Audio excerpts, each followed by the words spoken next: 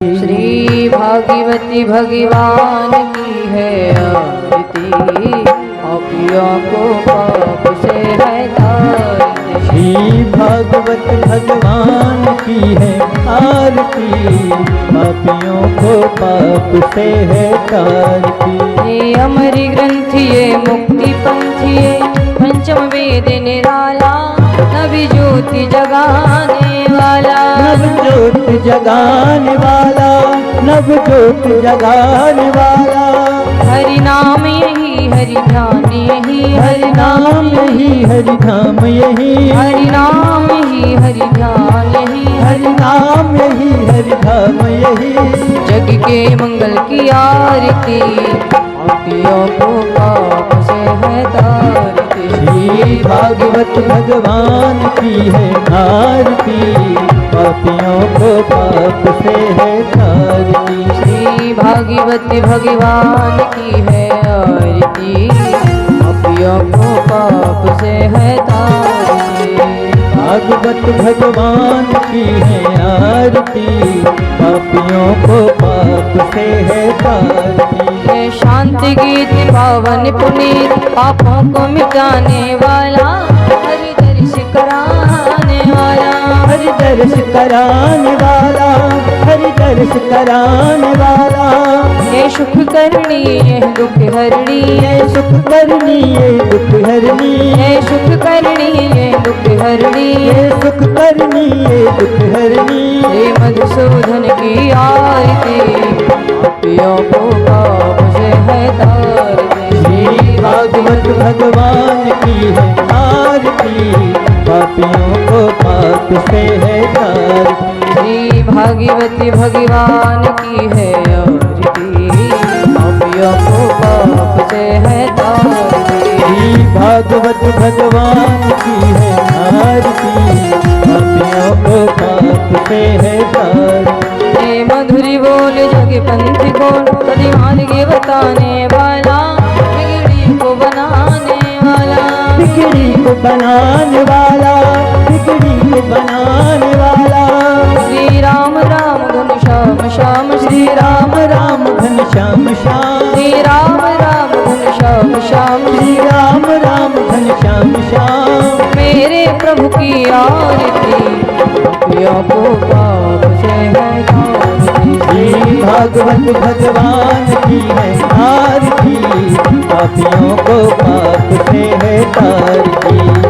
हरि पुरी गौरम करुणावतारम, संसारि सारो भुजगेन्द्रहारो, सदा वसन्तम हृदयारविन्दे, भवम भवानी सहितं नमामि। तुम्ही हो माता च तुम्ही पिता, तुम्ही हो बंधु च सखा, तुम्ही हो तुम्ही वो विद्या दृढेवं तुम्ही हो, तुम्ही वो सर्वम मम देवदेव। हरे राम राम राम हरे हरे, हरे कृष्ण हरे राम राम राम हरे हरे, हरे कृष्ण कृष्ण कृष्ण हरे हरे। हरे राम राम राम हरे हरे, हरे कृष्ण कृष्ण कृष्ण हरे हरे। हरे राम राम राम हरे हरे, हरे कृष्ण कृष्ण कृष्ण हरे हरे। कृष्णा कृष्णा हरे हरे।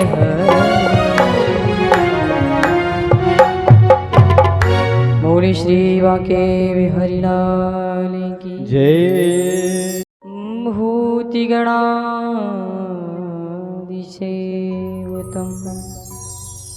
पपीठजं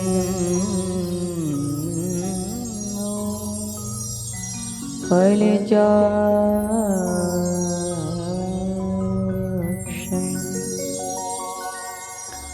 उमासुतं शौकिविनाशिका,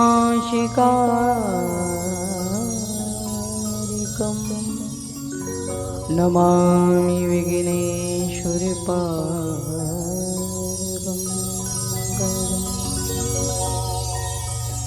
कृष्णाय वासुदेवाय हरे परमात्मने प्रणतः क्लेशनाशाय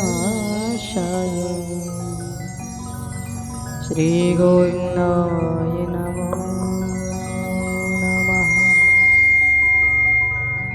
रामाय रामभद्राय रामचन्द्राय वेधसे रघुनाथाय नाथाय श्रीसीताय पतये नमः। मनोजीवं मारुतुल्यवेगं जितेन्द्रियं बुद्धिमता वरिष्ठं वातात्मजं वानरयोति मुख्यं श्रीरामदूतं शरणं प्रपद्ये। बंशी विभूषित करार्णवनीरदाभा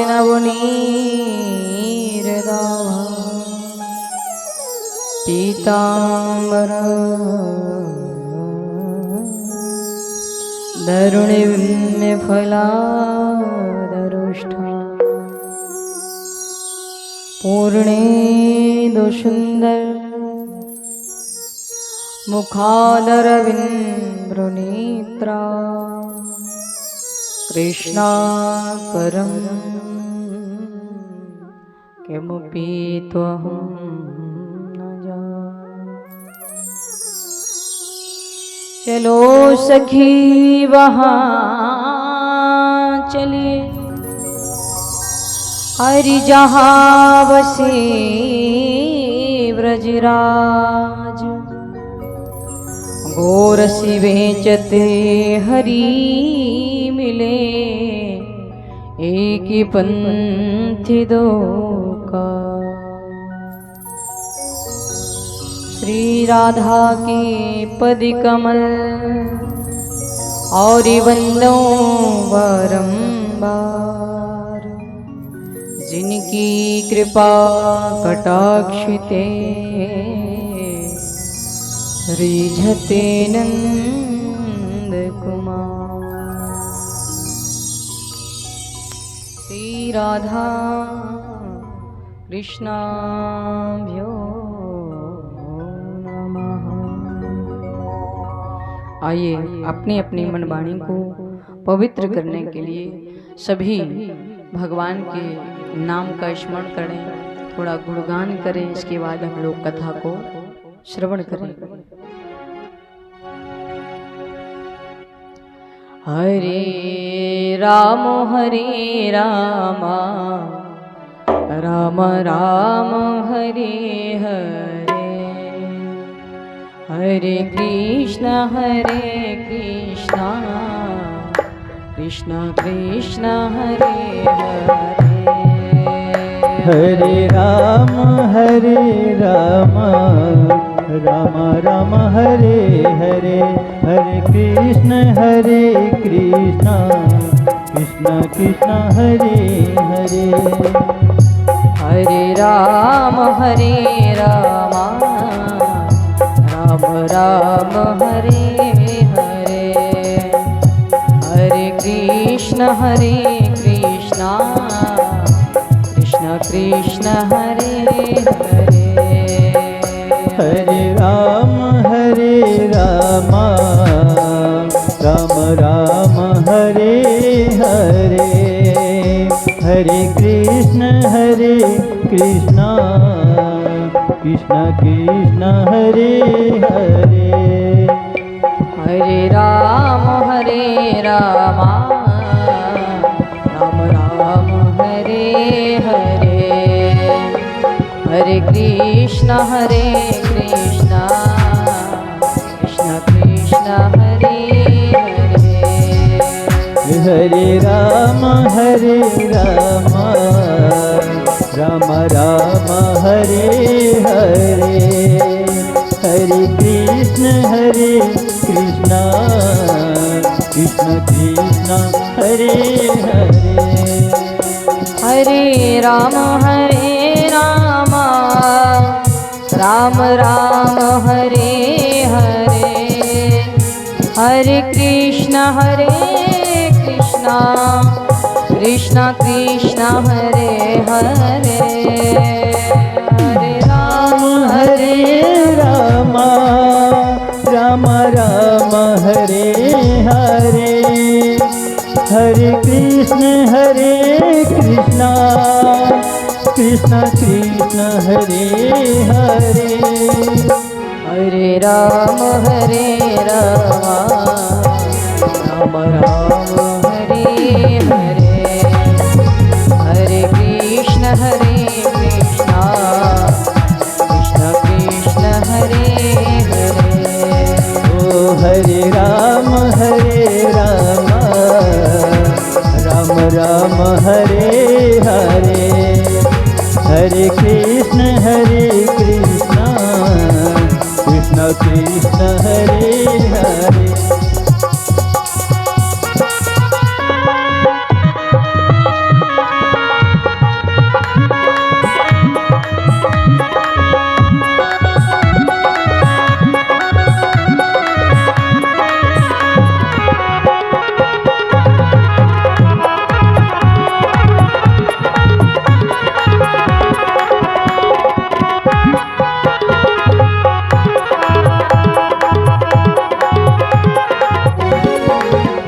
हरे राम राम राम हरे हरे हरे कृष्ण कृष्ण कृष्ण कृष्ण हरे हरे हरे राम राम राम हरे हरे हरे कृष्ण कृष्ण कृष्ण कृष्ण हरे हरे हरे राम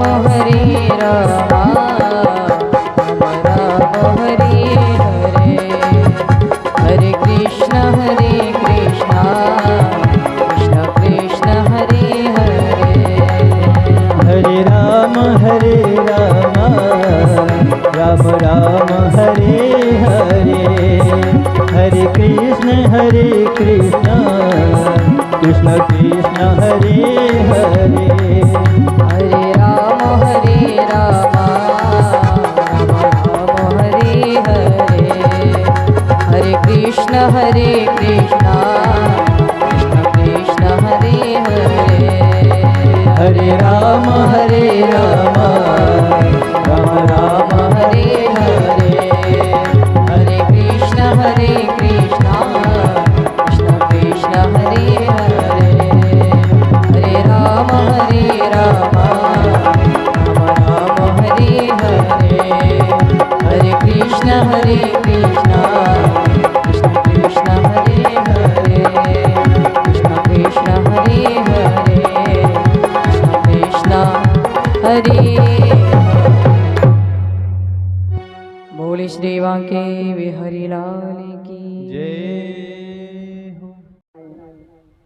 जो कथा श्रवण कराई है श्री सुखदेव जी ने राजा परीक्षित जी को। आपने कथा सुनी, कल कथा चल रही थी कि भगवान कैसे मिलते हैं।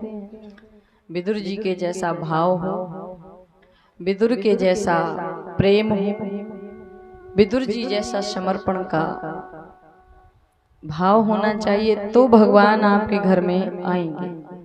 भगवान किसी के फल मेवा मिष्ठान धन संपत्ति इसके भूखे तो नहीं है। भगवान सबके लिए बराबर है।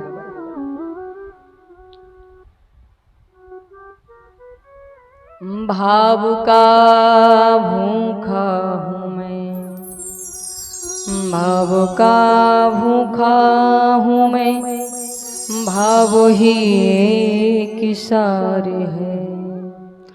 जो भाव से भजता मुझे, भव से वेणा पार है। एक बार क्या हुआ, देखो भगवान के सामने ना तो किसी की चालाकी चलती, ना कोई गड़बड़ कर सकता। एक बार पृथ्वी के मन में थोड़ा सा अभिमान हुआ। पृथ्वी को लगा कि मेरे बिना नारायण भगवान का काम नहीं चलता, इसलिए पृथ्वी को अभिमान हो गया। अब महाराज सो पृथ्वी जाकर के सीधी कहाँ गई? रसातल में जाकर के डूब गई। समुद्र में जाकर के अथाह जल में नीचे रसातल में चली गई पृथ्वी। अब तो सब देवता बड़े चिंतित हो रहे हैं कि पृथ्वी को लाए तो कौन लाए, कैसे निकालें। तो महाराज ब्रह्मा जी भजन कर रहे थे और भजन करते समय ब्रह्मा जी को छींक आई तो उनकी नासिका से एक छोटा सा सूकर का बालक निकला। और महाराज वह सूकर का बालक जो निकला वो समुद्र में जाकर के पृथ्वी को अपनी दृष्टाओं पर लेकर के निकलने लगा। जो सुगर होता है ना, वही बराह भगवान ने आकर के पृथ्वी को निकालने के लिए ये रूप धारण किया। अच्छा, प्राचीन भारत का विज्ञापन इतना विचित्र था कि लोग आकाश में उड़ते थे। इधर से उड़ रहे हैं नारद जी, उधर से उड़ रहा है हिरण्याक्ष। हिरण्याक्ष महाराज कौन है? हिरण्यकश्यप का भाई। हिरण्यकश्यप कहते हैं अभिमान को और हिरण्याक्ष कहते हैं लोभ को।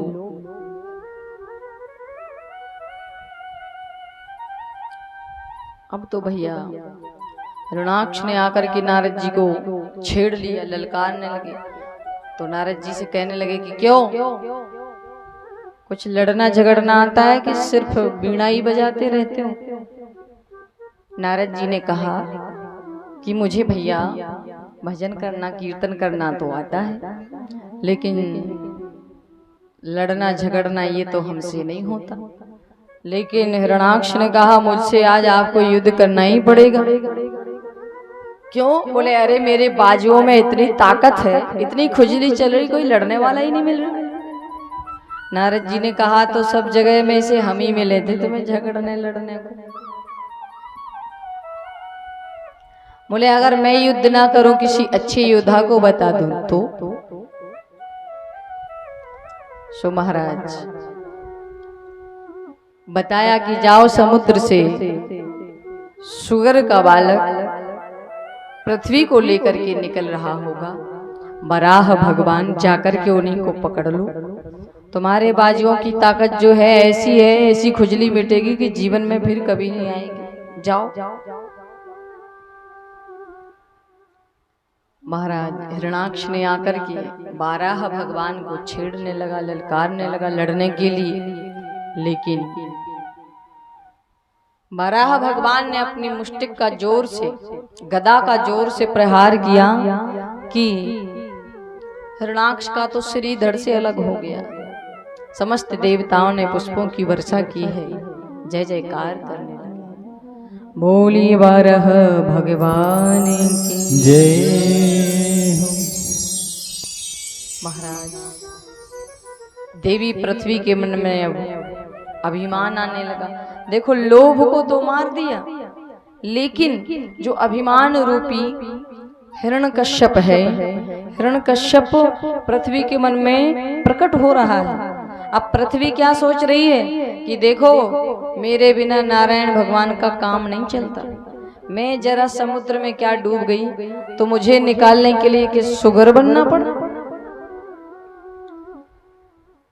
अब महाराज जब अभिमान देखा भगवान ने, कहते हैं ना कि जहां होता है अभिमान सो वहां से चले जाते हैं भगवान। भगवान ने कहा इसके मन का भाव जो है अभिमान है वो दूर तो करना है। सो श्रीमन नारायण बारह भगवान ने परम पावन धाम वृंदावन का दर्शन कराया पृथ्वी को।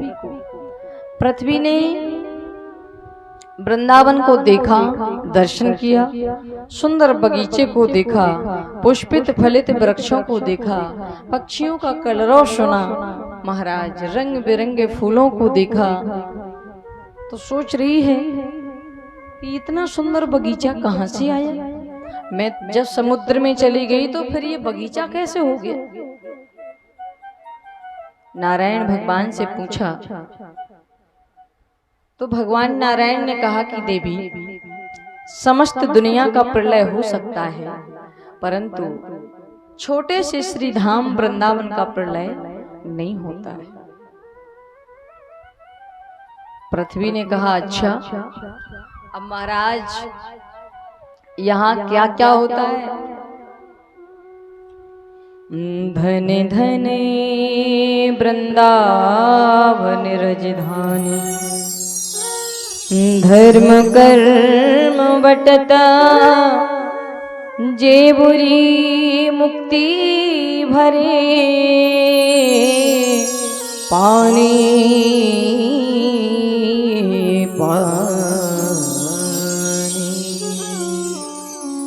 वृंदावन कोई तीर्थ नहीं है, कोई क्षेत्र नहीं है। अरे देखो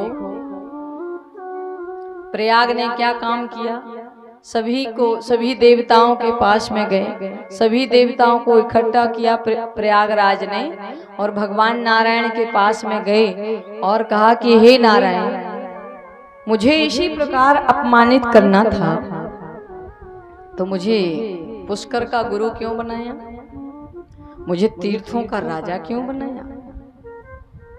सभी तीर्थों के राजा हैं प्रयागराज, तो बोले मुझे अपमानित क्यों किया। अरे सभी धाम सभी तीर्थ आकर के मुझे भेंट कर देते हैं, लेकिन छोटा सा वृंदावन कभी भेंट देने नहीं आया। भगवान ने कहा कि अरे प्रयाग, मैंने तुम्हें तीर्थों का राजा बनाया है, अपने घर का राजा थोड़ी ना बनाया है। श्री वृंदावन धाम मेरा घर है, सो मेरे घर का मैं स्वयं मालिक हूँ, स्वयं राजा हूँ।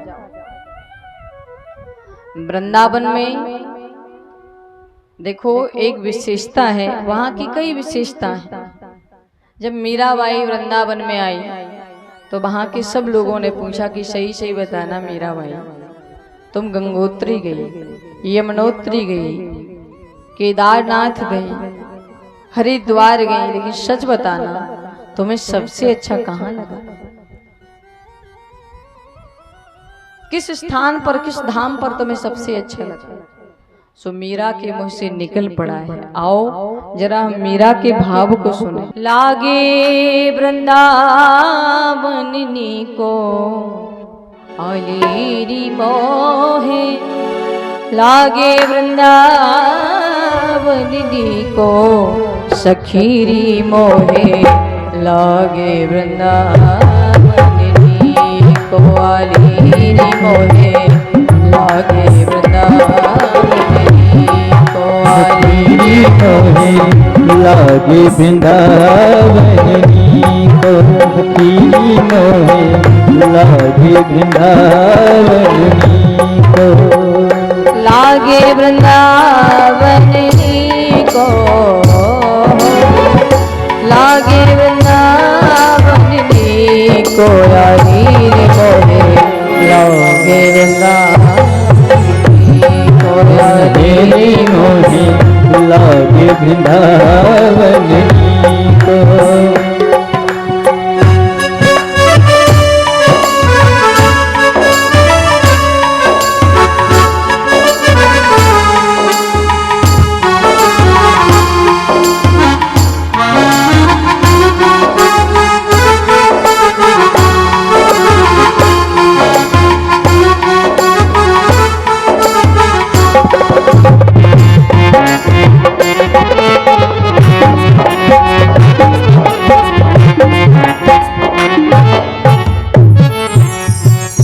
घर घर तुलसी ठाकुर सेवा, घर घर तुलसी ठाकुर सेवा, घर घर तुलसी ठाकुर सेवा, घर तुलसी ठाकुर सेवा। दर्शन गोविंद जी को,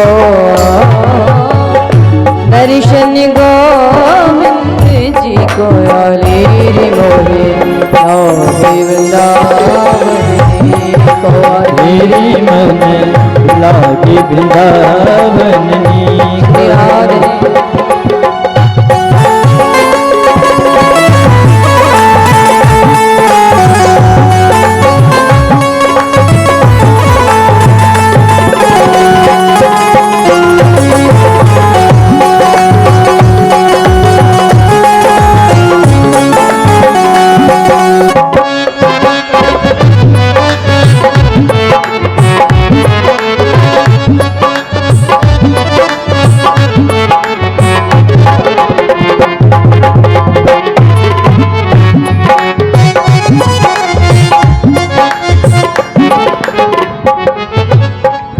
निर्मल नीर, निर्मल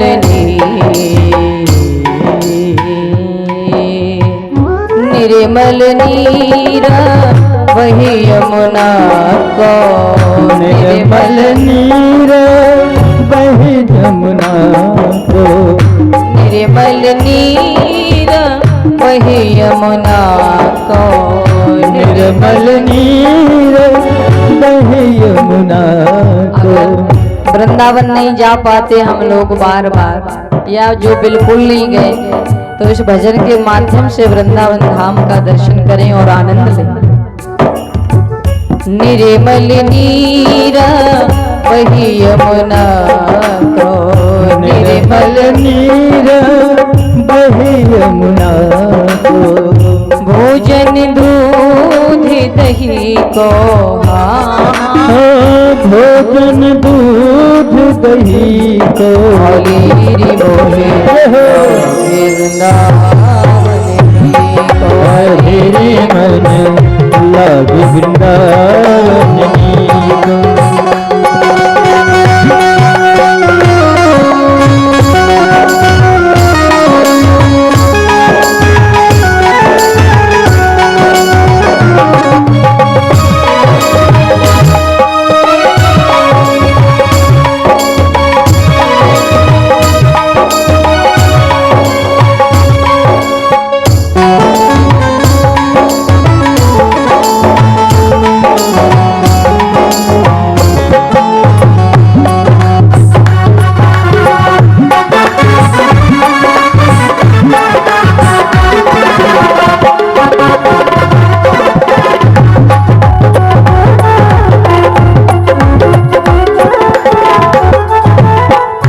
और वृंदावन में और क्या है? रतन सिंहासन आप विराजे, रतन सिंहासन आप विराजे। रतन सिंहासन आप विराजे। ओ रतन सिंहासन आप विराजे। मुकुट धरा तुलसी को, मुकुट धरो तुलसी को। लीर मोहे मेरी मन लागे वृंदावन को।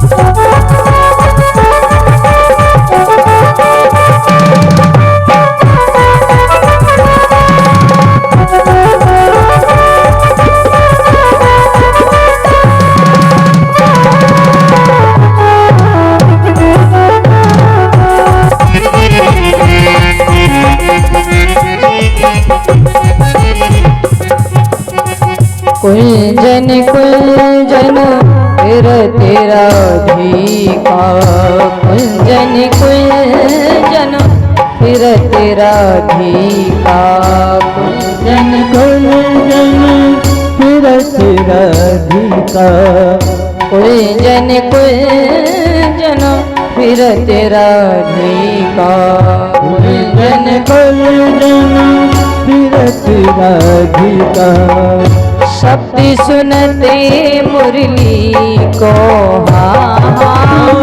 शब्द सुनते मुरली को लीरी बोले वृंदावन मेरी मन लागे वृंदावन लागे वृंदावन को लागे वृंदावन को लीरी लागे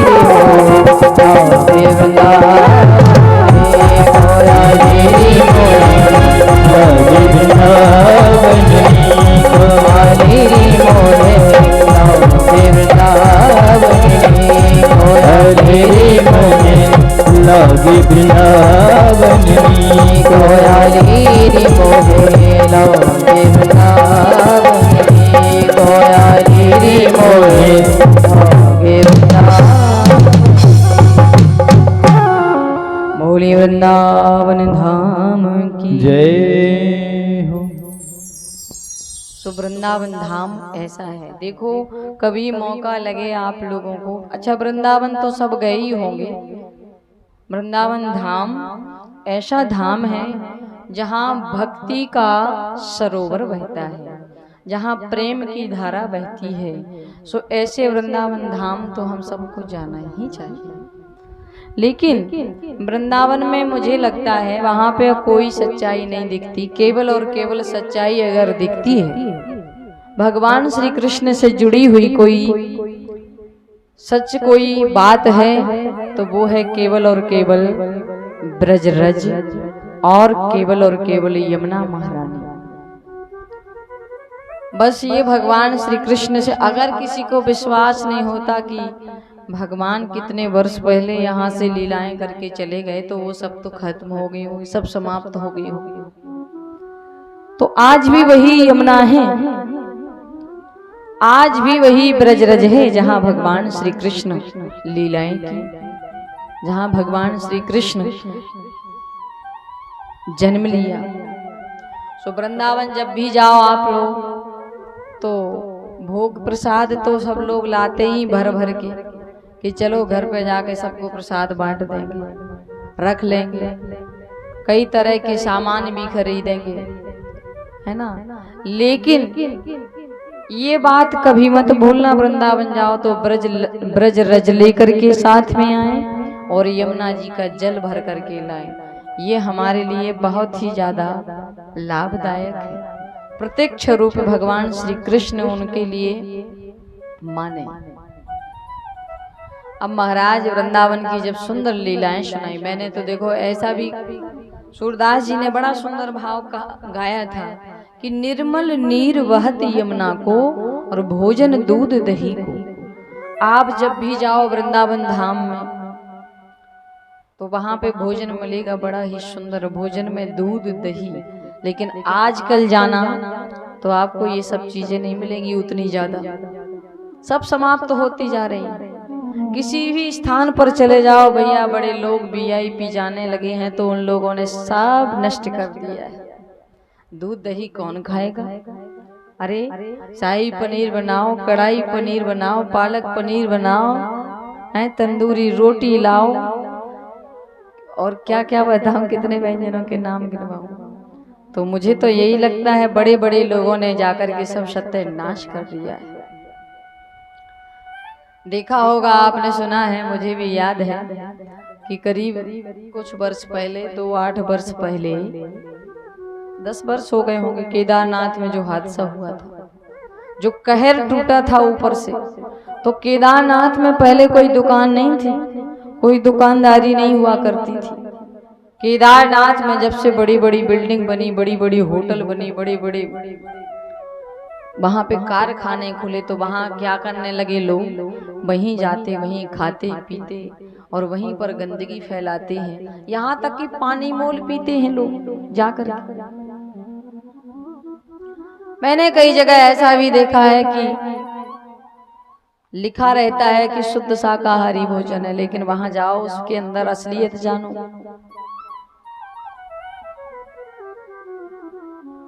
विशेष गौर करें आप लोग, अगर तीर्थ पर जाते हैं तो अपने साथ भोजन की व्यवस्था लेकर के जाएं, क्योंकि कहीं भी आपको कोई शुद्ध चीज मिलने वाली नहीं है।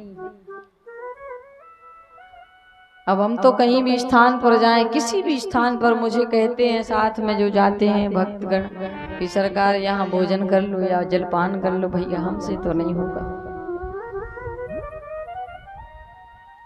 इसलिए ध्यान दें आप लोग, जितना आप लोग पवित्रता का ध्यान देंगे, स्वच्छता का ध्यान देंगे, उतना ही अच्छे रहेंगे।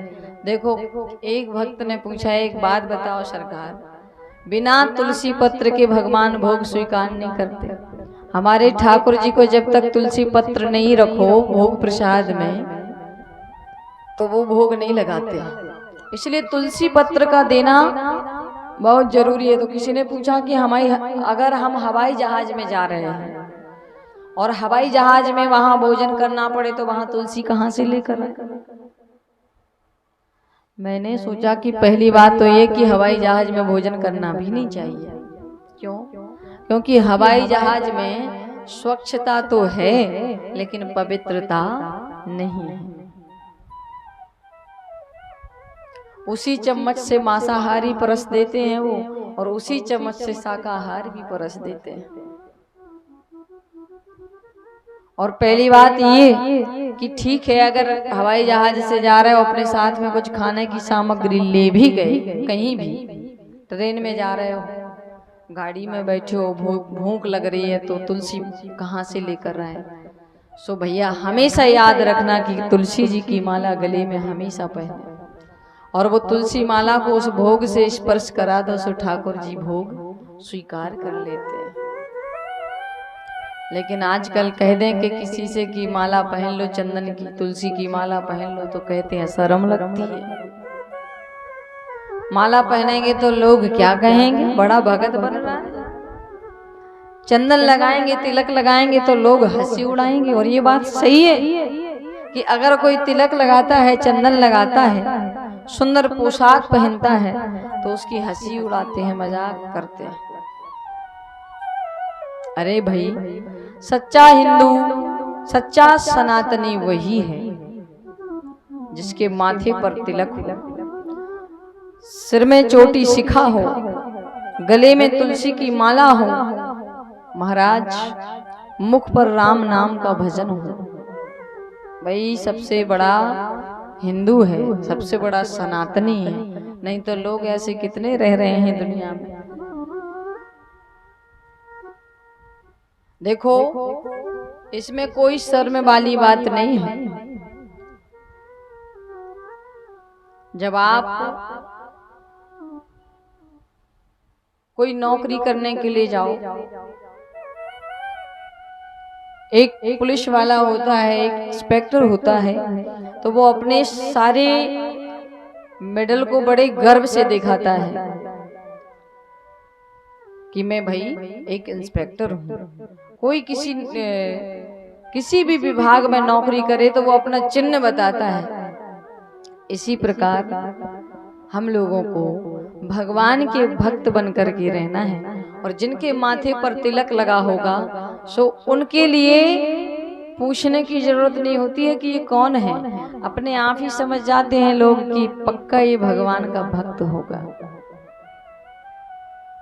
और ये बात आज से आप लोग धारण कर लेना, अगर सच्चे भगवान के भक्त हो, भगवान को आप अपना मानते हो, तो माथे पर तिलक लगाना शुरू कर देना। किसी भी कथा में जाओ, दरबार में जाओ, तो माथे को सूना लेकर के मत जाओ, तिलक लगा करके जाओ, और गर्व से कहो कि हम हिंदू हैं, हम भगवान श्री कृष्ण, श्री राजा रामचंद्र जी के भक्त हैं।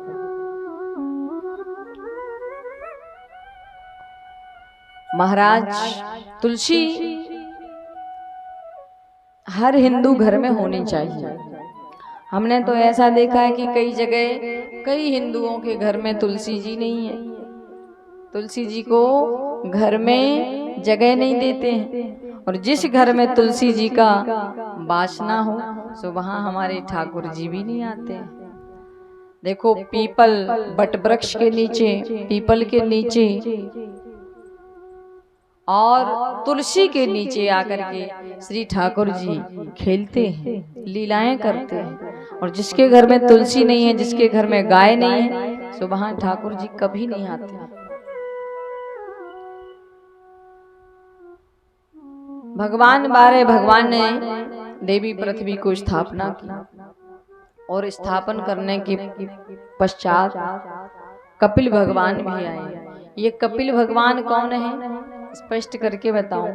कपिल भगवान माता देवहूति के पुत्र हैं और कपिल भगवान के पूज्य पिताजी का नाम है करदम। अच्छा, करदम ऋषि महान तपस्वी थे, भगवान के भक्त थे, लेकिन भगवान की ऐसी कृपा कि उनका विवाह हुआ मनु महाराज की पुत्री देवहूति के साथ में। तो कपिल भगवान नारायण स्वरूप में प्रकट हुए, सुंदर उपदेश दिए। माता देवहूति ने गद्दी बनाई छोटी सी, उस गद्दी पर विराजमान कराया। और महाराज कहते हैं कि अंत में कपिल भगवान ने अपनी माता को बहुत ही सुंदर उपदेश दी। कहा है कि माता देवहूति का वंश आगे नहीं चला फिर। अच्छा, ये माता देवहूति कितनी बहनें थी? 3 बहनें थी, आकृति, देवहूति, प्रसूति। महाराज आकृति, देवहूति, प्रसूति, ये 3 बहनें थी। अब प्रसूति नाम की जो बहन है वो दक्ष प्रजापति से ब्याही गई, दक्ष नाम के प्रजापति से ब्याह हुआ। और आकृति का विवाह रुचि प्रजापति के साथ हुआ। इन्हीं के यहाँ यज्ञ भगवान का प्रादुर्भाव हुआ। महाराज इन्हीं दक्ष प्रजापति की कन्या का नाम है सती और इन्हीं सती महारानी का विवाह भगवान भोलेनाथ के साथ हुआ।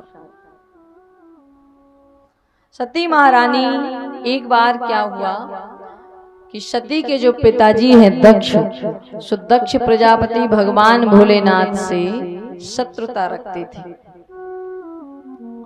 भगवान शिव और दक्ष की बनती नहीं थी। क्यों? क्योंकि दक्ष ने शिव को प्रणाम नहीं किया और शिव ने दक्ष को प्रणाम नहीं किया। इसलिए दक्ष ने किया यज्ञ। जब यज्ञ किया तो सब देवताओं को आमंत्रण किया, बुलाया, लेकिन महादेव को नहीं बुलाया, कोई निमंत्रण नहीं दिया। जब निमंत्रण नहीं दिया तो सती महारानी को पता चला। सती ने कहा भोलेनाथ से कि स्वामी, हमारे पिता के यहाँ यज्ञ हो रहा है, सो हम भी यज्ञ में जाना चाहते हैं। भगवान भोलेनाथ ने कहा देवी, तुमने कहा तो ठीक ही है, लेकिन जहां हमारा आदर नहीं हो, जहां हमारा सम्मान नहीं हो, ऐसी जगह हमें नहीं जाना चाहिए। सो तुम कैसे चली जाओगी? तुम्हें तुम्हारे पिताजी ने कोई निमंत्रण तो दिया नहीं, कोई पत्रिका तो दी नहीं है, सो कैसे जाओगी? सती ने कहा अरे वाह, पिता के घर से कोई जरूरी है निमंत्रण? हमारा घर है, कभी भी जाएं, कभी भी आए, तो हम तो जाना चाहेंगे। लेकिन एक बात और ध्यान रखना माता, आप लोगों के लिए विशेष तौर से, जब तक पिता के घर से बुलावा ना आए तो बिना सम्मान के नहीं जाना चाहिए। क्यों? क्योंकि वो आपका घर नहीं है। जिस दिन आपके पिता ने आपका कन्यादान किया था, उसी दिन से आपका वो घर नहीं रहा। आपका घर, पति का घर ही आपका घर है। सती महारानी कहने लगी नहीं नहीं, मैं तो जाऊंगी, मचलने लगी। जाऊंगी। तो महादेव ने कहा ठीक है देवी जाओ, अब जाना चाहती हो तो चली जाओ। क्योंकि विवाह के समय जब बंधन में बांधते हैं, 7 वचन पढ़वाते हैं, मंत्र पढ़ते हैं पंडित जी, और कहते हैं एक दूसरे के लिए, पति पत्नी के लिए कहते हैं कि सुनो एक दूसरे की बात माननी पड़ेगी बराबर। और पति से कह देते हैं कि जब तुम्हारी धर्म पत्नी कहे कि मुझे अपने पिता के घर जाना है, जब जब कहे तो इनको भेज देना, रोकना नहीं। सो वहां पे पतिदेव मंजूर कर लेते हैं कि जब जब तुम कहोगी तो हमें जाना ही है, भेज देंगे। और आजकल अगर कोई पति मना कर दे जाने के लिए, सो बेचारी 3 दिन पहले से ही भोजन करना बंद कर देती है। थोड़ा ही पता चल जाए कि जाने के लिए मना कर रहे हैं, हमारे पिता के घर जाने नहीं दे रहे हैं, तो 3 दिन पहले से ही झगड़ना लड़ना शुरू कर दे। हाँ, अरे घर में लड़ाई हो, झगड़ा हो, किसी प्रकार की अनबन हो, इसके पहले ही समझ जाओ कि भैया इससे अच्छा तो पहुंचा दो, जाने दो। क्यों? क्योंकि जिस घर में नारी का सम्मान ना हो, जिस घर में नारी प्रसन्न ना हो, उस घर में कभी लक्ष्मी का आवाहन नहीं होता है। इसलिए प्रयास करो कि हमेशा नारी को हमेशा प्रसन्न करने का प्रयास हो। लेकिन नारियों से, माताओं से निवेदन है कि इस बात को सुनकर फूल मत जाना कि चलो हमारा तो सम्मान होगा।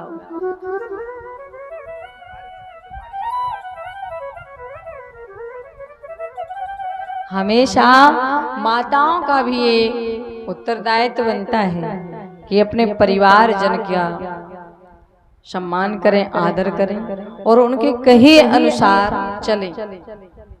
जब देखो गाड़ी के दोनों पहिए बराबर होंगे तभी तो गाड़ी चल पाएगी। अगर मान लो कि गाड़ी का एक टायर जो है काम नहीं कर रहा है, तो फिर एक टायर पे गाड़ी चलेगी कैसे? इसलिए दोनों पलड़ों को बराबर होना चाहिए, एक जैसा चलना चाहिए। माता सती ने कहा कि मैं तो जाऊंगी, भोलेनाथ ने कहा तो चली जाओ। अब हम भी नहीं रोक रहे हैं, क्या करें? बहुत मनाया, नहीं मानी। भगवान भोलेनाथ अपने गणों से कहते हैं कि सुनो इनके साथ में चले जाओ।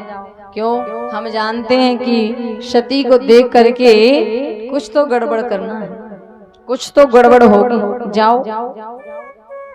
सती महारानी अपने पिताजी के यज्ञ मंडप में आई। अब दक्ष वहां पर सबका सम्मान कर रहे हैं, आदर कर रहे हैं। और जैसे ही सती को देखा सो दक्ष प्रजापति बड़े प्रसन्न हो गए। ओहो, हमारी पुत्री आ गई है, हमारी बेटी आ गई है, आई। सती कोई किसी से एक बात नहीं की। सती बिल्कुल मौन है और चली जा रही है, देखती जा रही है कि मेरा सम्मान आखिर हो कैसा रहा। पहले तो मुझे याद नहीं किया, सबका सम्मान हो रहा है, सबको निमंत्रण दिया, मुझे तो एक बार खबर तक नहीं पहुंचाई कि यज्ञ होना है।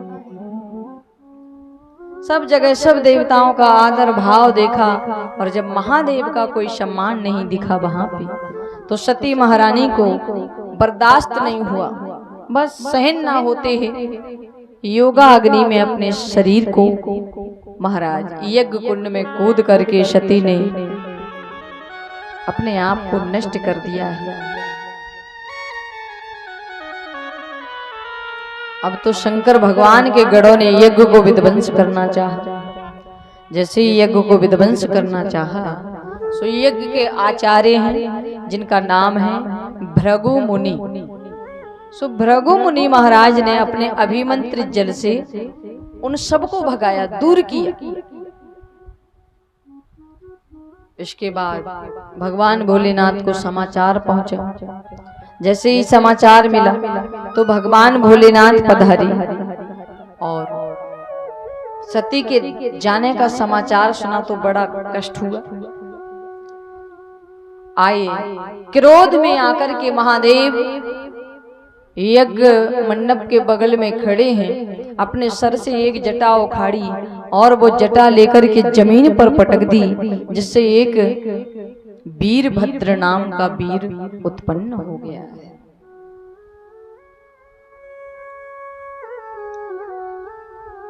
वीरभद्र दौड़ करके दक्ष प्रजापति को पकड़ लेता है और दक्ष प्रजापति को पकड़ करके महाराज उसके मस्तक को ही सिर से अलग कर देता है।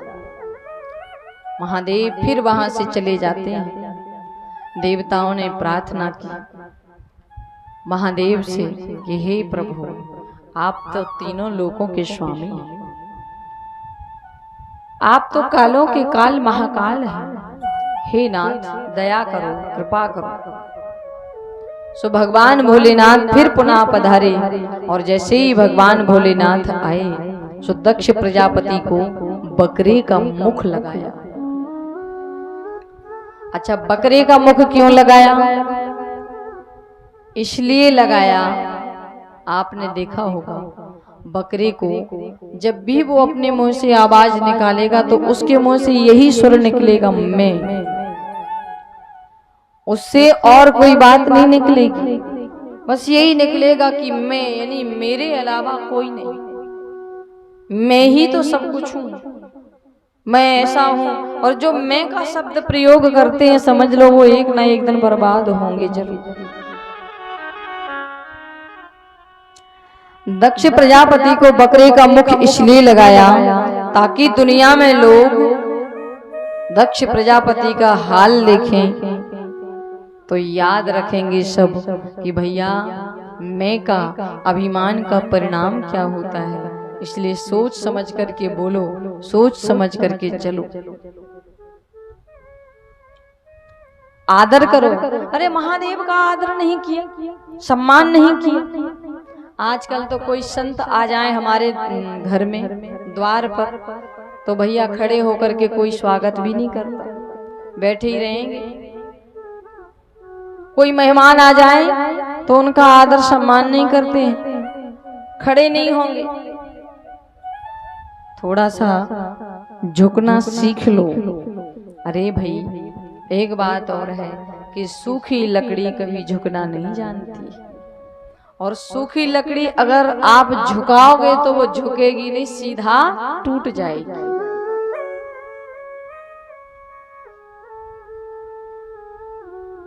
अंत में भगवान शिव महादेव फिर पुनः पधारे, यज्ञ में अंतिम आहुति डाली। सो हमारे यज्ञ नारायण भगवान का प्रकट हुआ और जैसे ही यज्ञ नारायण भगवान आए सती महारानी की देह को लेकर के महादेव चले गए। जहां जहां से गए वहां मानो सती के योग ने पीठ बनती गई। आजकल जो हमारे हर गांव में एक देवी जी का मंदिर होता है ना, हर गांव में माँ का मंदिर होता है, तो ये हर जगह वो माँ नहीं है, वो दुर्गा मैया नहीं है, वो वही सती महारानी की शक्ति योगिनी पीठ बन गई है। जो 64 योगिनी होती है ना, उन्हीं का स्वरूप है। अब तो भैया दक्ष प्रजापति भी समझ गए हैं, क्षमा याचना की बार बार, क्षमा करे हमें, अब ऐसा नहीं होगा, ऐसा कभी नहीं होगा जिससे मुझे ये परिणाम भोगना पड़े। भगवान ने आपको जो सुंदर काया दी है इसको बर्बाद मत करो। भगवान ने मनुष्य बनाया है, इससे कुछ भगवान की भक्ति कर लो, ईश्वर का गुणगान कर लो। हरि काया कुटिया निराली, काया कुटिया निराली, जमाने भर से काया कुटिया निराली, जमाने भर से दसी दरवाजे वाली, जमाने भर से दसी दरवाजे काया कुटिया निराली, जमाने भर से काया कुटिया या निराली। निराली जग से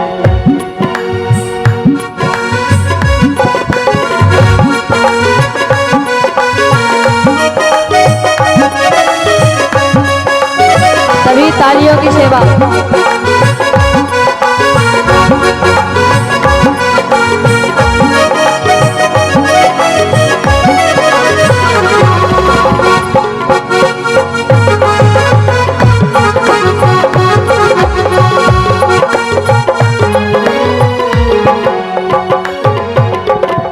और देखो इसमें, इस शरीर में सबसे अच्छी जगह कौन है? भगवान ने सबसे अच्छी जो चीज बनाई है मैं आपको बताऊं, सबसे सुंदर आँख की खिड़की, सबसे सुंदर आँख की खिड़की। आप किसी गाड़ी में बैठो तो किसी गाड़ी के ऐसे शीशे लगे होते हैं, और किसी यानी रिजर्वेशन ट्रेन में भी बैठोगे तो उसमें ऐसा शीशा लगा रहता है, ऐसी खिड़की कि भीतर वाले बाहर वालों को तो देख सकते हैं, लेकिन बाहर वाले भीतर वाले को नहीं देख सकते। ऐसे ही हमारे भीतर जो बैठा है वो बाहर वाले को देख रहा है, लेकिन आप सब बाहर वाले हमारे भीतर वाले को नहीं देख सकते हो।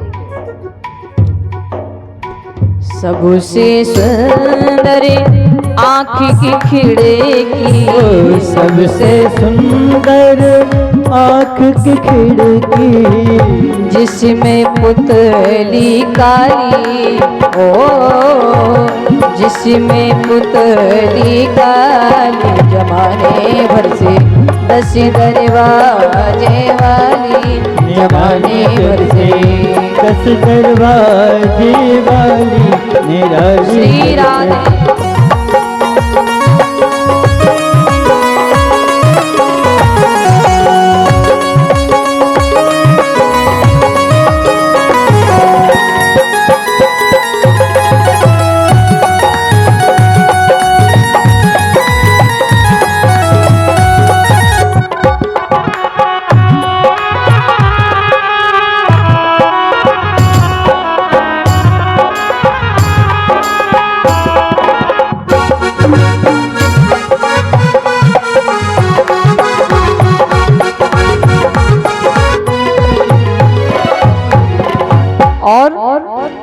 सुनते श्रवण नासिका सूंघे, सुनते श्रवण नासिका सूंघे, सुनते श्रवण नासिका सूंघे, सुनते श्रवण नासिका सूंघे। हमारे लिए भगवान ने एक नहीं 2 कान दिए। इस कान से सुन लो, अगर एक हाथ व्यस्त है तो दूसरे हाथ को काम में लगा दो।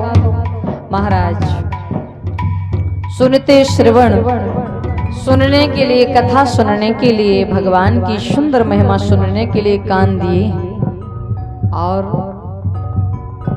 नाक दी है किसी भी वस्तु को लिए। हम अगर पान करते हैं, खाते हैं, तो सूंघने के लिए हमें ये नाक बता देती है कि ये चीज हमारे योग्य है या नहीं है। शाम को भोजन बनाया तो सुबह बता देती है कि सड़ गया है ये भोजन, खाने योग्य नहीं है। तो बताओ कितनी सुंदर सुंदर चीज बनाई है ना हमारे इस महल की। ओ बाणी करे बोला चाली, ओ बाणी करे बोला चाली, जमाने भर से 10 दरवाजे वाली, जमाने भर से काया कुटिया निराली, जमाने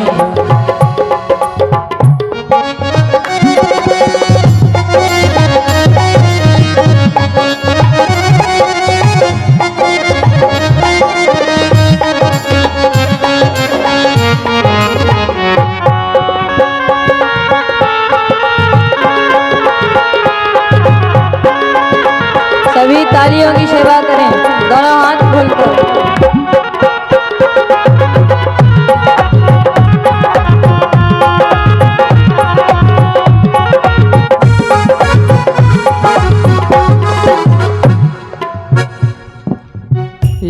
लेना देना कर करते, लेना देना कर करते हैं। अब लेना देना हमारे हाथ ही तो करते हैं लेन देन का काम। अगर हाथ नहीं होते तो बताओ कैसे लेन देन करते फिर।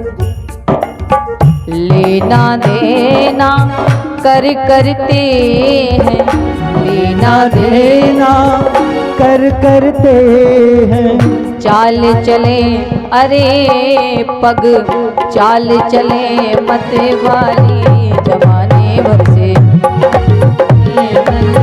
निराली जग से। ओ पग चाल चले मत वाली जमाने भर से, काया कुटिया निराली जमाने भर से। श्री राधे।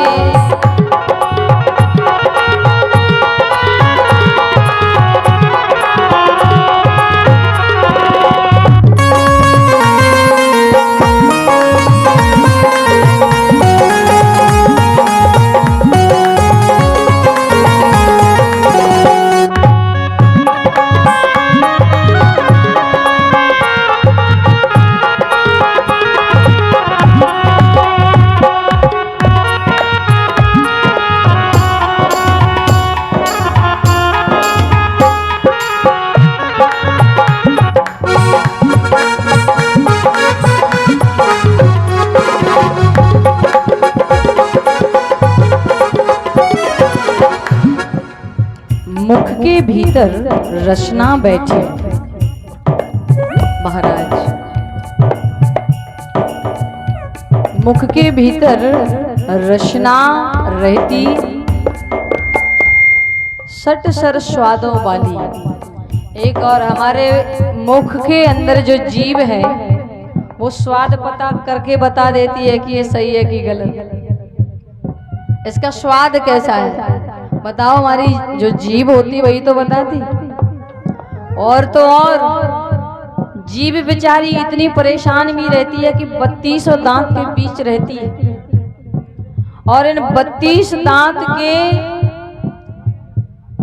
दबदबे से बेचारी बीच में रहती। थोड़ा अगल बगल में हो जाए तो बताओ हो गई गड़बड़ की नहीं। लेकिन ये दांत इतना भी नहीं सोचते। अगर दांतों में कोई चीज, कोई भी खाने पीने का कोई भी चीज फंस जाए तो बेचारी जीभ चैन से नहीं बैठती है। तभी वो शांत रहती है जब उस चीज को निकाल दे, है कि नहीं बताओ। लेकिन एक और बात, जब सुंदर मकान बना दिया हो तो उस मकान की चौकीदारी करने के लिए भी कोई चौकीदार चाहिए कि नहीं। नहीं तो इतना सुंदर मकान बनाया किसी ने और हो सकता वो लूट कर कोई ले जाए तो इसके लिए चौकीदार कौन है। हमारे मकान का, हमारे शरीर का चौकीदार कौन है। काम क्रोध मद लोभ आदि से, काम क्रोध मद लोभ आदि से। काम क्रोध मद लोभ इतने बनाए हैं। काम क्रोध मद लोभ आदि से, काम क्रोध मद लोभ आदि से। बुद्धि करे रखवाली, ओ बुद्धि करे रखवाली जमाने भर से, बुद्धि करे रखवाली जमाने भर से। काया कुटिया निराली जमाने भर से, काया कुटिया निराली। दस दरवाजे वाली जमाने भर से, दस दरवाजे वाली जमाने भर से। काया कुटिया निराली जमाने भर से, काया कुटिया निराली जमाने। बोली नारायण भगवान की जय हो। इसलिए ये काया कुटिया इतनी सुंदर बनाई है कि देखो हर जगह सिस्टम से क्या करना चाहिए क्या नहीं, उस परमात्मा ने हमें मनुष्य बनाया है।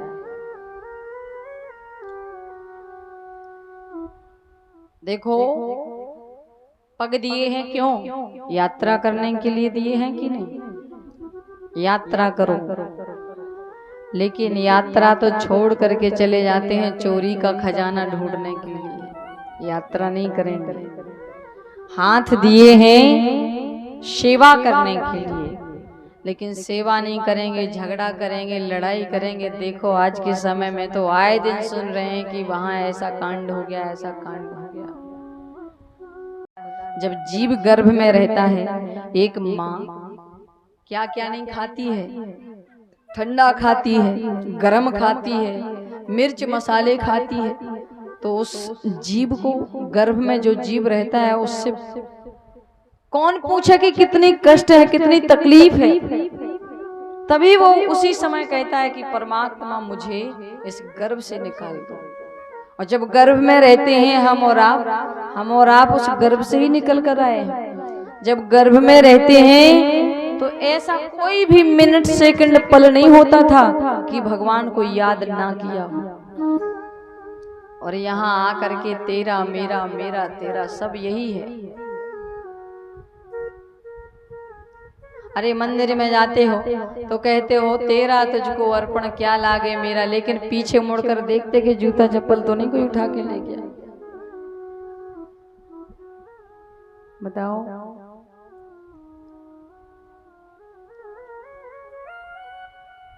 महाराज तो ये तो आकृति, देवहूति, प्रसूति, ये 3 कन्याओं के वंश का वर्णन हुआ।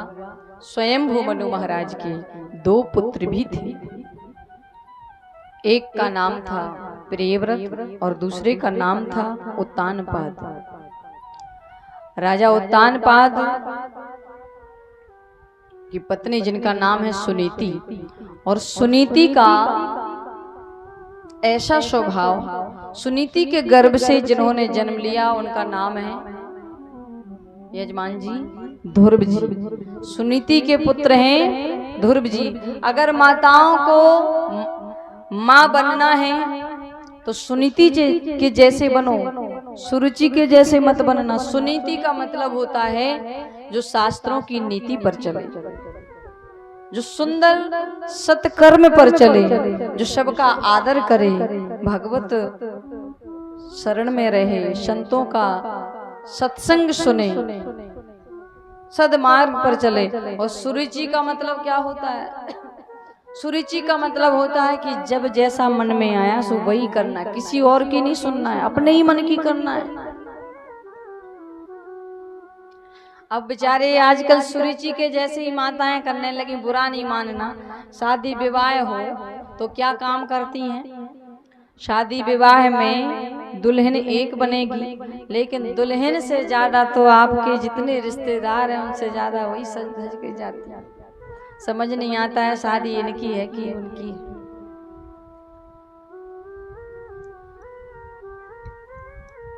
महाराज वो मानती थोड़ी ना है।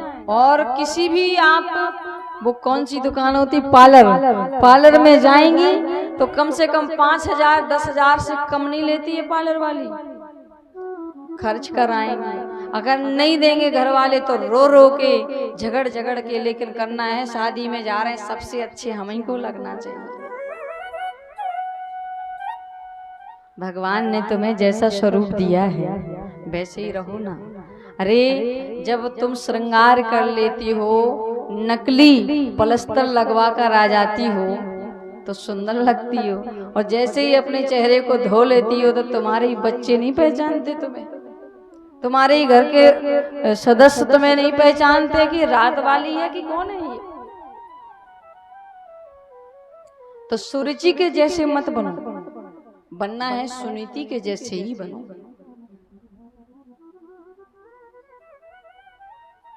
और आजकल तो वस्त्र भी ऐसे पहनती हैं माताएं। देखो भैया, हम तो बोलते हैं, चाहे बुरा लगे चाहे अच्छा लगे, बोलते हैं। वस्त्र भी हमारे गांव में फिर भी इतनी अच्छी संस्कृति है, इतना अच्छा आदर है। शहरों में देखो, बड़े बड़े शहरों में ऐसे ऐसे कपड़े पहनेंगे। पहले महाभारत हुआ था किस कारण? एक नारी को निर्वस्त्र करने के कारण महाभारत हो गया था। और आज के समय में किसी नारी को वस्त्र ढकने के लिए कह दो तो महाभारत खड़ा कर देती है। ये हंसने वाली बात नहीं है, ये बहुत सोचने वाली बात है। इसलिए अपने बच्चों को, अपनी बेटियों को वो ऐसे सुंदर संस्कार दें जो आपको 4 लोगों के सामने सिर उठाकर गर्व से जीने का अधिकार मिल सके। एक भैया तो ऐसे कपड़े पहने थे भैया, एक पैंट पहने थे ऐसा कि वो पैंट कम से कम 4 जगह से फटा था। तो मैंने कहा बेचारा गरीब होगा, इसके पास पहनने को वस्त्र नहीं है, कितनी गरीबी आ गई है बेचारे को। तो हमारे साथ में ही एक भैया थे तो बोले कि नहीं सरकार, ये फैशन चल गई है, फटे कपड़ों की फैशन चल गई। बताओ, मर्यादा में रहें, अच्छा बोलचाल बोले। घर में हो तो रामायण हो, घर में हो तो भागवत गीता हो, लेकिन घर में कभी महाभारत ना हो। अगर महाभारत नहीं करना है तो भगवान को याद करो, स्मरण करो, गोविंद को याद करो। और महाभारत भी हुआ था तो किस कारण से? वो एक नारी की वजह से तो हुआ था ना।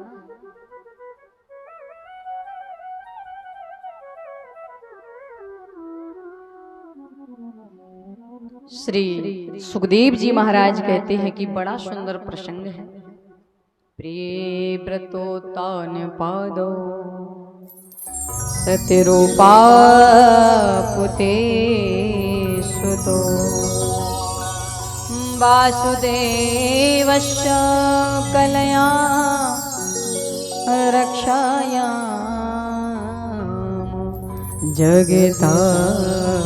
जगतास्ततो। प्रिय व्रत और उत्तान पाद।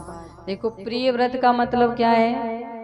अब प्रिय व्रत का, प्रिय का मतलब होता है अच्छा, व्रत यानी प्रतिज्ञा। जिसने अपने जीवन में सुंदर प्रतिज्ञा ली हो उसी को प्रिय व्रत कहते हैं।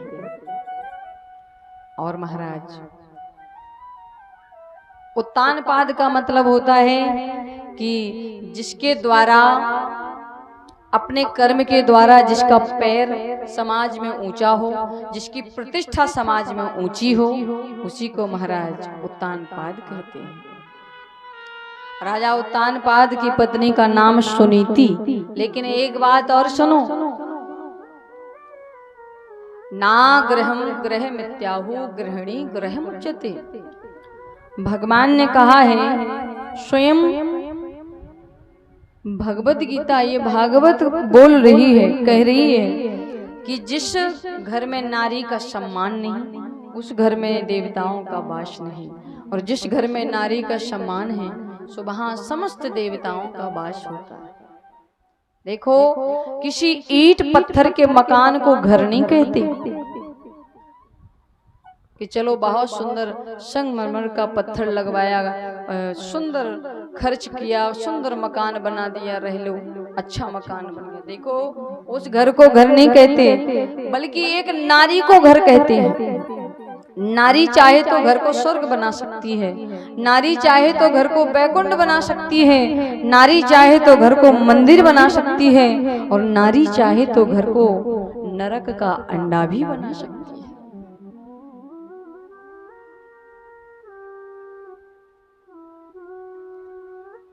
महाराज, इसलिए माताओं को विशेष तौर से ध्यान देना चाहिए। हमारी माताओं का कर्म क्या है, नित्य कर्म क्या है? कल बताया था कि प्रातः जल्दी उठे। अब ऐसा ना हो, कई लोग, शहरों की बात छोड़ो, हम लोगों को शहर के जैसे नहीं बनना है कि शहर में तो भैया 8 बजे उठती हैं, 9 बजे उठती हैं और नहाए ही नहीं। कई जगह तो ऐसे ही देखा कि दातुन भी नहीं की और चाय पी रहे हैं महाराज। तो बीमार तो तुम्हें होना ही, जितने भी रात भर के कीटाणु मुंह में थे वो चाय के द्वारा सब पेट में चले गए। इसलिए माताओं को प्रातः जल्दी उठना है, सूर्य ना निकल पाए इसके पहले उठ जाएं, घर के सारे काम कर लें, स्नान करें, इसके बाद ही रसोई में जाएं। जो बिना नहाए बिना स्नान के रसोई में जाती हैं वो कभी रसोई आपकी सफल नहीं होती।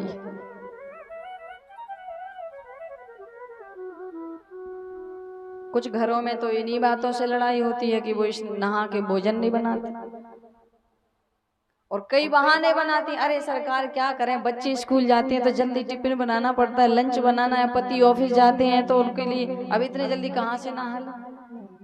अरे भले आदमी 10 मिनट का ही समय लगेगा। स्नान करके ही, अगर स्नान करके स्वच्छ पवित्र होकर के भोजन बनाओगे तो उनकी बुद्धि भी स्वच्छ होगी, पवित्र होगी। राजा उत्तानपाद अपनी पत्नी का बहुत सम्मान करते हैं।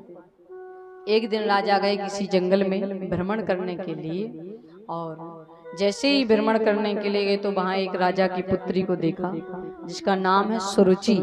सुरुचि को लेकर के घर में आए और बड़ी रानी का त्याग कर दिया है। आजकल जिसकी भी 2 पत्नियां हैं, ध्यान देना, जिसकी 2 पत्नियां हैं वो राजा उत्तानपाद से कम नहीं है। सुरुचि का घर में आगमन हुआ और बड़ी रानी को त्याग दिया है। तो बड़ी रानी भगवान की दया से गर्भवती तो थी ही, जंगल में गई और जंगल में जाकर के भगवान को स्मरण करने लगी, याद करने लगी।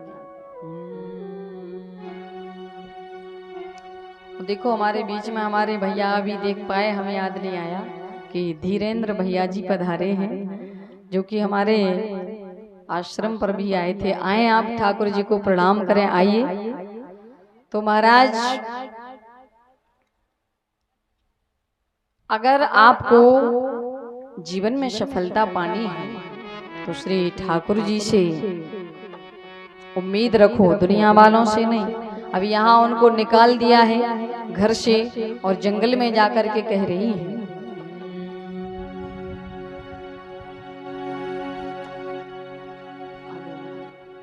रोती हुई आँखों को मेरी शाम हंसाती है, जब कोई नहीं आता मेरे शाम ही आती है। रोती हुई आँखों को मेरे शाम हंसाती है, जब कोई नहीं आता मेरी शाम ही आती है। जब कोई नहीं आता मेरी शाम ही आते हैं।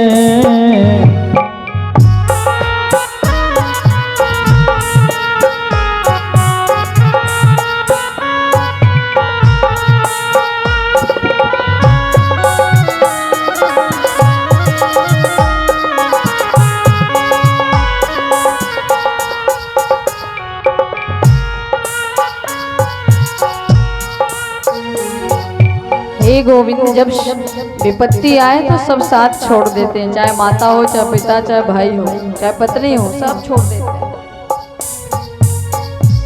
अपनों के सभी रिश्ते फीके पड़ जाते हैं, अपनों के सभी रिश्ते फीके पड़ जाते हैं, जब जेब से पैसों के पत्ते झड़ जाते हैं, जब जेब से पैसों के पत्ते झड़ जाते हैं, मतलब से यहाँ मोहन सभी रिश्ता निभाते हैं, जब कोई नहीं आता मेरे शाम ही आते हैं, जब कोई नहीं आता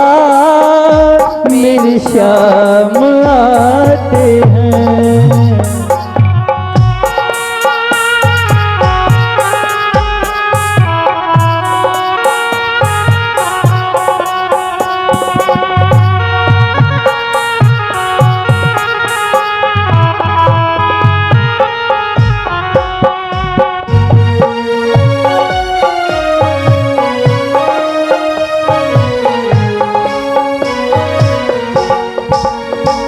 सबने हंसता देखा, मेरे घाव नहीं देखे। सबने हंसता देखा, मेरे घाव नहीं देखे। ऊंचाई दिखी सबको, मेरे पाँव नहीं देखे। ऊंचाई दिखी सबको, मेरे पाँव नहीं देखे। इस मंजिल को पाने में छाले पड़ जाते हैं। जब कोई नहीं आता, मेरे शामी आते हैं। जब कोई नहीं आता मेरी शाम आते हैं।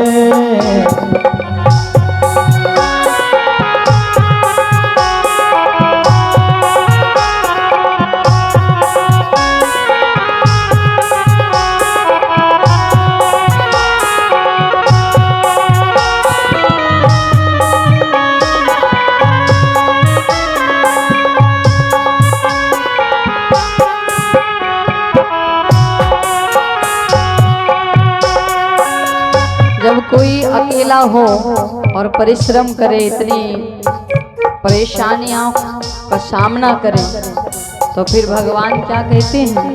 एक हृदय से आवाज निकलती है, राहों के अंधेरे में हैरान नहीं होना। राहों के अंधेरे में हैरान नहीं होना। तेरे साथ है सावरिया, परेशान नहीं होना। तेरे साथ है सावरिया, परेशान नहीं होना।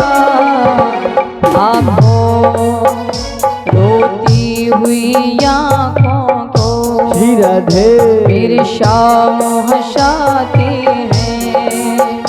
जब कोई नहीं आता, मेरे शाम ही आते हैं। जब कोई नहीं आता, दादा हाथ खड़े करके, मेरी शाम आते हैं। जब कोई नहीं आता, मेरे शाम ही आते हैं। जब कोई नहीं आता, मेरे शाम ही आते हैं। मेरे शाम ही आते हैं। मेरे शाम ही आते हैं। मेरे शाम ही आते हैं। बोली कृष्ण कन्हैया लाल की जय हो। तो सुनीति चली गई है जंगल में, और जंगल में जाकर के भगवान की भक्ति करने लगी। वहीं पर एक ध्रुव जैसे सुंदर परम लाडले भगवान के भक्त को जन्म दिया। अब सुनीति क्या काम करती थी कि रोज अपने बेटा को लेकर के जाती थी संतों के सत्संग में, और सत्संग में बैठ जाती थी। सत्संग में कथा सुनती थी और संतों को प्रणाम करती, तो अपने बच्चे से भी कहती कि चलो बेटा बाबा को प्रणाम करो। लेकिन आजकल तो माताएं बच्चों को साथ में तो लाती हैं, लेकिन ऐसे छोड़ देती कथा पांडाल में जैसे मतलब इनका कोई है ही नहीं। कथा पांडाल में लेकर आओ तो घर पे समझा कर लाओ कि जाकर के वहां कथा सुननी है, उधम नहीं करना है महाराज।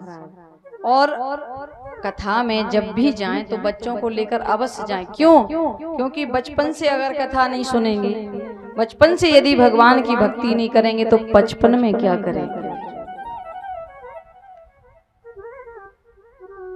अगर आपने अपने बच्चे को बचपन से पढ़ाया नहीं, नंबर 1 की क्लास से नहीं पढ़ाया और 10वीं क्लास की पढ़ाई दोगे तो फिर कैसे करेगा? इसलिए बचपन की शुरुआत बहुत अच्छी करें। और वैसे भी पहली गुरु तो माँ ही होती है ना बच्चे की, तो माँ को चाहिए कि बच्चों को लेकर जाएं, अच्छी आदतें डालें, अच्छे संस्कार डालें। अच्छा देखो, एक माँ चाहे तो बालक को संत बना दे, माँ चाहे तो बालक को भक्त बना दे, माँ चाहे बालक को महात्मा बना दे, और माँ चाहे तो बालक को जेब कतरा चोर डाकू बना दे।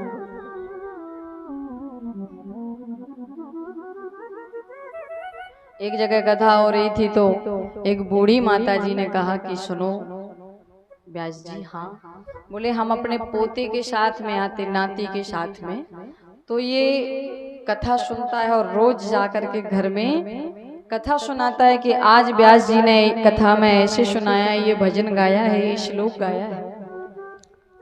पूरी कथा याद कर लेता। तो कहा कि बहुत अच्छी बात है कि कम से कम इसने इतना छोटा सा बालक 10 वर्ष का बालक होगा और संपूर्ण कथा याद कर लेता है। लेकिन माता जी कहने लगी मैं आपकी कथा नहीं सुनती हूँ। क्यों? बोले मैं तो इसी को देखने में लगी रहती हूँ कि कहीं ये कथा सुन करके बाबा ना हो जाए, कहीं ये कथा सुन करके संत ना बन जाए। मैंने कहा माता जी, संत बनना हंसी खेल है क्या? महात्मा बनना हंसी खेल है क्या?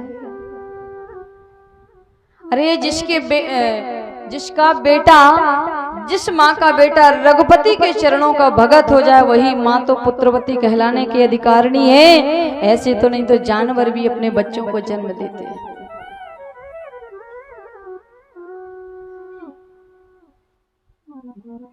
हर कोई चाहता है, हर माँ चाहती है, हर पिता चाहता है कि मेरा बेटा डॉक्टर बन जाए, इंजीनियर बन जाए, मास्टर बन जाए। कौन कौन चाहता है? हाथ खड़े करके बताओ कि हमारा बेटा नौकरी करे। कौन कौन चाहती है माताओं? बताओ। क्या बात है, सब बेचारी डर रही है। अच्छा आप चाहती हो? चलो, और समझदार बैठी हैं, सब कोई हाथ नहीं उठा रहे हैं। अच्छा आप लोग चाहते हो कि संत बन जाए हमारा बेटा? कौन कौन चाहता है कि संत बने? तो भले आदमी, यहाँ तो समझ ही नहीं आ रही है अच्छे बुरे का। देखो माताएं बेचारी सीधी होती हैं, उनको नहीं पता कि क्या सही है और क्या गलत है, लेकिन इतना तो पता होना चाहिए आप लोगों को कि भगवान की शरण में पहुंच जाओगे तो जीवन सफल हो जाएगा। अरे नौकरी करोगे, संसार में रहोगे, फिर भी आपकी पूर्ति नहीं होगी। अच्छी बात है परिवार का भरण पोषण करो। हम ये नहीं कहते कि आप अपने घर गृहस्थी को छोड़ दो ना, गृहस्थ में रह कर के भी आप पूजा कर सकते हैं, भजन कर सकते हैं, नाम जप कर सकते हैं। अब तो महाराज एक दिन क्या हुआ, सुनीति के पुत्र ने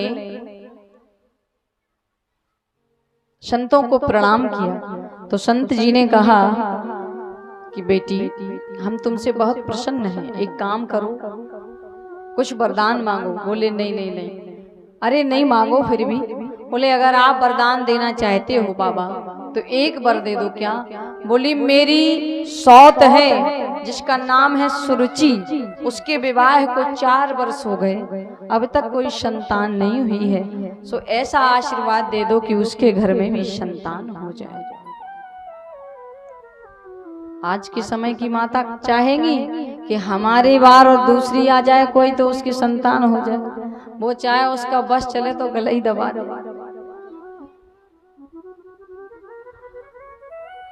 लेकिन धन्य है माता सुनीति कि उसने कहा कि उसके भी पुत्र हो जाए।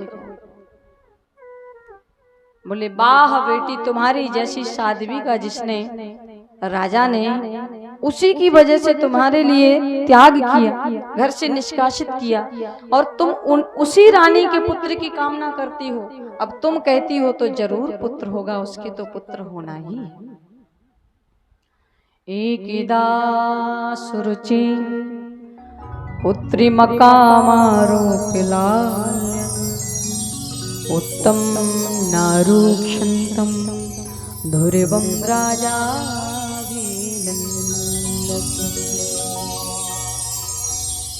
उसके भी पुत्र हो गए। अब उसका नाम क्या है? उत्तम। एक दिन राजा छोटी रानी के बेटा को गोदी में लेकर के बैठे थे। सो बड़ी रानी के पुत्र ध्रुव ने भी देखा कि हम भी पिताजी की गोदी में जाएं, बैठे। जैसे ही बढ़ने लगे तो पिताजी ने हाथ बढ़ाए, आइए गोदी में लेने के लिए। सो छोटी रानी ने उधर से ही देखते डांट दिया, मना कर दिया, नहीं नहीं नहीं, इस गोद में बैठने का इसका कोई अधिकार नहीं। ध्रुव जी ने कहा, क्यों, क्या ये मेरे पिताजी नहीं है? अरे बोली, मूर्ख, तेरे पिता तो हैं, लेकिन मैं तेरी माँ नहीं। अगर इस गद्दी पर बैठना चाहते हो तो पहले जंगल में जाओ, नारायण की आराधना करो, उपासना करो, और जब वो मिल जाएं तो उनसे एक ही वरदान मांगना कि हे नारायण, मैं माता सुरुचि के गर्भ में चला जाऊं, और जब तू मेरे गर्भ में आएगा, जन्म लेगा, इसके बाद तुझे ये गद्दी प्राप्त होगी, अन्यथा ऐसी नहीं मिलेगी। देखो, सुरुचि ने केवल ध्रुव जी का अपमान नहीं किया, साथ में भगवान का भी अपमान कर दिया है। अपने गर्भ को मंदिर से ऊंचा समझ लिया। अरे जिस गर्भ की सारी दुनिया बुराई करती है कि इस गर्भ से छुटकारा मिल जाए, उसी गर्भ में फिर दोबारा लेकर आना चाहती है। ध्रुव जी रोते रोते आए, श्वास पर श्वास चढ़ रही है, बोल नहीं पाती, दौड़े दौड़े अपनी माँ के पास में आई और कहने लगे, माँ, मैंने ऐसी कौन सी गलती कर दी है? अरे कौन से सद्गुण विद्वान है माता सुरुचि में जो आप में नहीं? वास्तव में यदि मैं आपका पुत्र हूं तो माता सुरुचि के एक एक शब्दों का बदला लेकर के मानो। सुनीति ने कहा कि बेटा, तुमने यहाँ गलतियां तो की हैं। पहली गलती ये की तुमने कि तुम मनुष्य बने।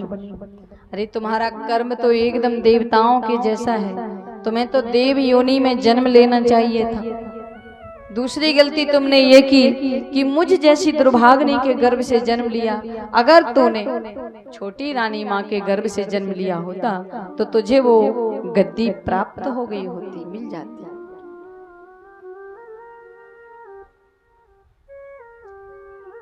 महाराज वो कहने लगे कि मैं एक एक शब्दों का बदला लेकर के मानूंगा। मां मंगलम ताते परे सुमस्था भड़िकते जनो यति पर दुख यस्ता सत्यम सुरचा विहनत्य भवान में यदुभार गया रुद्रे ग्रहिता। रानी ने छोटी रानी के प्रति ऐसा जब बोला तो बड़ी रानी ने तुरंत अपने बेटे का मुंह बंद कर दिया। नहीं नहीं बेटा, किसी भी प्राणी के अमंगल की कामना मत करो। छोटी रानी के साथ तुम ऐसा व्यवहार करोगे, ऐसा तुम्हें नहीं करना चाहिए। अरे उसने कहा है जंगल में जाने के लिए, कोई गलत नहीं कहा है। जाओ जंगल में जाकर के नारायण की आराधना करो, उपासना करो, इससे बड़ी प्रसन्नता और क्या होगी। श्री तुलसीदास जी महाराज ने यहाँ एक चौपाई का विशेषण दिया है और ये चौपाई सबको आती होगी।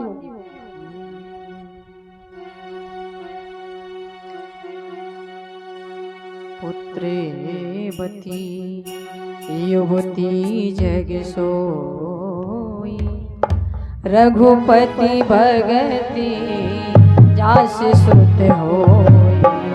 जय सिया राम, जय जय सिया राम, जय सिया राम, जय जय सिया राम। पुत्रेवती युवती जग सोई रघुपति भगत जास सुत होई।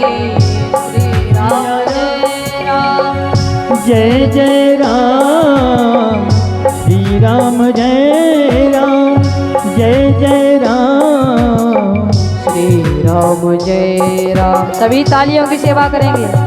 जय जय राम, श्री राम जय राम, जय जय राम, श्री राम जय राम, जय जय राम,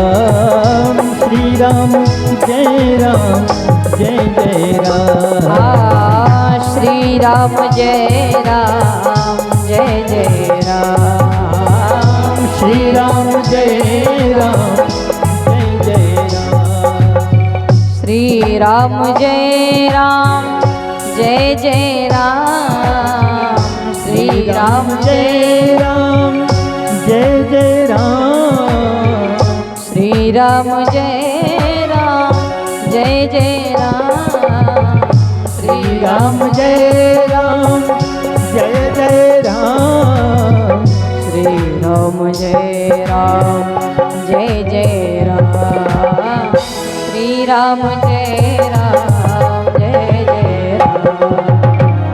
राम जय राम जय जय राम श्री राम जय राम जय जय राम श्री राम जय राम जय जय राम श्री राम जय राम जय जय राम। भगवान प्रभु के चरणों का भक्त जो हो जाए तो महाराज वही सबसे बड़ा, अरे वही पुत्र माँ पुत्रवती कहलाने के अधिकारिणी है। देखो अपने बच्चों को ऐसी शिक्षा दो, ऐसे संस्कार दो कि ध्रुव प्रहलाद के जैसे उनका चरित्र हो और संसार में आपके पुत्रों की महिमा गाएं। ऐसे संस्कार दिए हैं माता सुनती ने, माता अदिति ने महाराज कि ध्रुव प्रहलाद के नाम को हम सभी बराबर निरंतर याद कर